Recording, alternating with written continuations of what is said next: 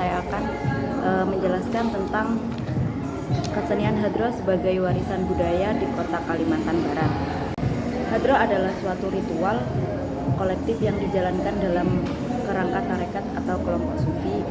Ritual ini biasanya dilakukan pada malam hari, khususnya setelah sholat malam. Meskipun ada juga yang mengadakannya pada hari-hari besar dalam kalender Islam. Istilah hadroh dalam bahasa Arab secara harfiah adalah kehadiran dan berasal dari kata hadlaroh, yahduru, hadron atau hadrorotan yang artinya hadir atau kehadiran. Hal ini tentu mencerminkan makna ritual hadroh sebagai suatu bentuk kehadiran spiritual yang kuat di mana para penyelenggara dan peserta merasa hadir di hadapan Allah Subhanahu wa taala dan Nabi Muhammad SAW. Kesenian hadroh merupakan salah satu kesenian Islam yang sudah ada sejak zaman Rasulullah. Sejarah singkatnya, hadroh itu ketika Nabi Muhammad SAW hijrah dari Mekah ke Madinah yang disambut oleh masyarakat Madinah atau kaum Ansor yang diiringi syair dengan tabuhan terbang. Orang yang pertama kali memperkenalkan kesenian hadroh adalah seorang kiai yang bernama Kiai Haji Ahmad Sayuti, Pak Sura dan Pak Sastra yang berasal dari kampung Tanjung Singuru, Kecamatan Samarang, Kabupaten Garut pada tahun 1917. Pada awalnya kesenian hadroh ini hanya sebatas lingkungan di pesantren saja, tetapi bagi santri hal tersebut sudah menjadi kebiasaan yang harus dilakukan setelah mereka mendapatkan ilmu tentang agama Islam. Kegiatan tersebut bertujuan untuk lebih percaya serta mensyukuri atas nikmat yang diberikan oleh Sang Pencipta. Pelaksanaan hadroh biasanya berlangsung di berbagai tempat seperti rumah, masjid, atau lokasi lain yang dianggap sesuai. Alat musik yang dipakai pada kesenian hadroh pada hari ini mengalami perkembangan dan variasi yang beragam. Akan tetapi, ada salah satu alat musik inti yang harus ada dalam kesenian hadroh, yaitu tar atau orang-orang menyebutnya terbang.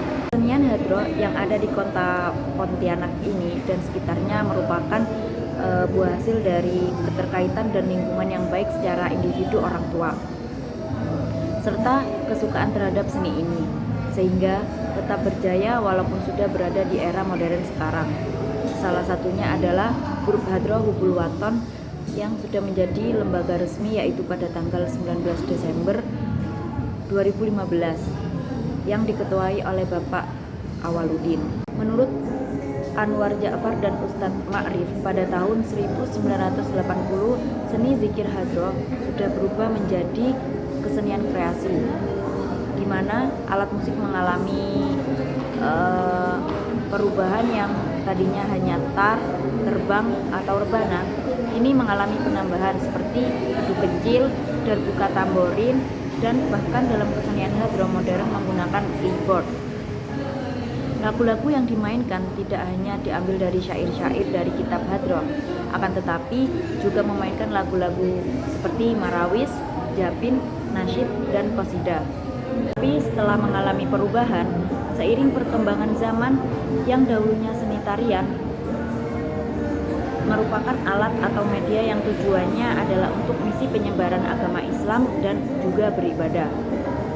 Seni pertunjukan yang kemudian ditandingkan atau diperlombakan, kesenian hadroh ini yang dulunya hanya berupa lantunan syair-syair yang berkembang dan ditambahkan gerak-gerakan di dalamnya. Gerakan dalam kesenian hadroh dinamai dengan radat, sehingga masyarakat sekitar menyebutnya dengan tari radat dan pelaku atau pemainnya dinamai radat. Pada acara keistinaan, maka akan disajikan kepada raja dan para tamunya di teras Keraton Katria Pontianak pada tahun 2014 yang memberikan hiburan kepada para tamu-tamu yang diundang oleh raja atau sultan yang tidak sembarang grup yang bisa tampil. Grup ini biasanya langsung ditunjuk oleh beliau. Salah satunya diantaranya adalah grup dari Hubul Waton ini yang dulunya bernama Darussunur dan dipimpin oleh Bapak Awaludin Hamdan, cucu Dari Haji gambar yang saya Muhammad. contohkan di video Berikut tersebut, contoh pada titik pola kuning lantai adalah pemain hadroh raja serta dan tamu. Untuk posisi raja dan gambar tamunya pada hitam penyajian di kesenian hadroh. kotak kuning itu adalah pemusik, dan kotaknya sendiri yang warna kuning itu adalah kursi pemusik. Untuk arah panahnya sendiri itu arah hadap, dan titik-titik yang berwarna merah itu adalah penari atau peradat.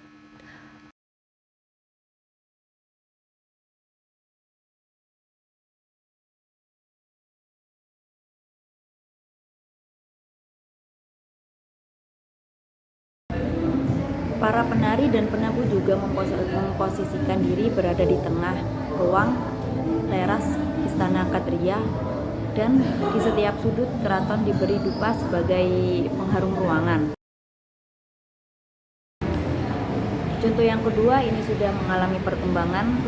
Dilihat dari bawah tempat pertunjukan kesenian. Dahulunya berada di selaras rumah yang panjang dengan posisi para pemain duduk dan saling berhadapan.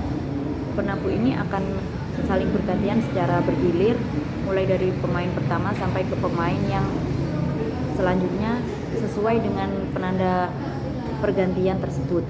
Dengan berhentinya lantunan syair dan para pemain bertepuk-tepuk selama kurang lebih 5 detik.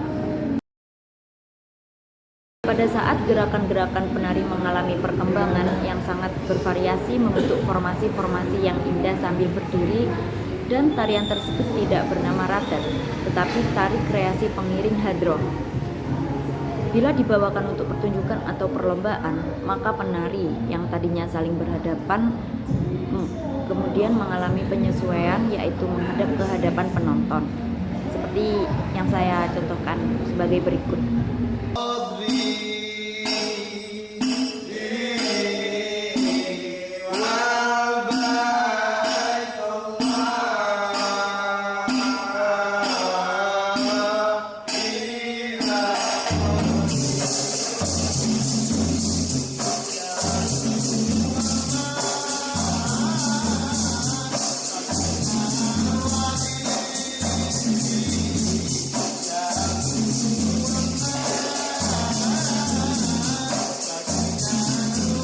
Perubahan juga terjadi pada kostum, yang mana pada zaman dahulu para penabuh ini menggunakan baju busana muslim, yaitu baju koko saja, sekitar tahun 1955. Baju yang dikenakan oleh penabuh diubah menjadi baju adat Melayu yang terdiri dari baju kurung dan kain corak insan. Hal ini dikarenakan karena kesenian ini dibawa ke hadapan Kerajaan Melayu Pontianak.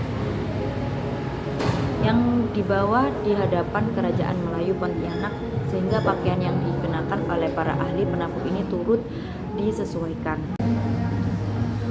Alat musik yang dipakai juga mengalami perkembangan dan variasi yang beragam. Akan tetapi, ada salah satu musik inti yang harus ada dalam kesenian hadroh, yaitu tar atau terbang. Tar atau terbang ini ada 3 macam, seperti tar ngindu, tar ingana, dan tar mingkang. Ada lagi seperti rebana, beduk kecil, dan darbuka atau tamborin. Mungkin itu saja yang mungkin dapat saya sampaikan. Kurang lebihnya mohon maaf. Wassalamualaikum warahmatullahi wabarakatuh.